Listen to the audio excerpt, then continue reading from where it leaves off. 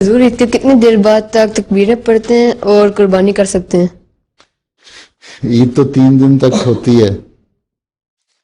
پہلے جماعت میں یہ رواج تھا اور وہ بھی حدیث میں ہے خلیفۃ مسیح ثانی کے زمانے تک، بلکہ اب تک چلتا رہا ہے کہ عید کے تیسرے دن تک عصر کی نماز تک تکبیریں پڑھا کرتے تھے.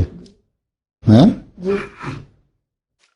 لیکن اس کے بعد پھر بعض علماء نے بعض حدیثوں کے حوالے سے خلیفۃ مسیح رابع کو لکھ کے دیا کہ نہیں، 13 تاریخ جو ہے نا ذو الحج کی، ہیں، اس تک تکبیریں عصر کی نماز تک پڑھنی چاہیے.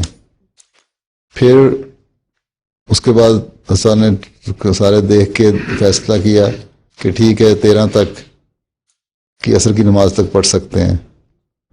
تو ویسے عید کے تیسرے دن تک عصر کی نماز تک بھی روایتیں ہیں، اور 13 تک اب کیونکہ رائج ہو گیا ہے کچھ سالوں سے، اس لیے ہم 13 تاریخ جو ہے عید کے بعد چوتھے دن تک عصر کی نماز تک ہم تکبیریں پڑھتے ہیں، عصر کی نماز تک.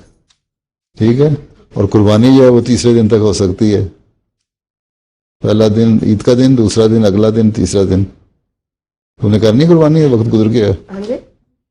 اب نہیں کر سکتے، وقت گزر گیا ہے. ہاں. اور جزاک اللہ.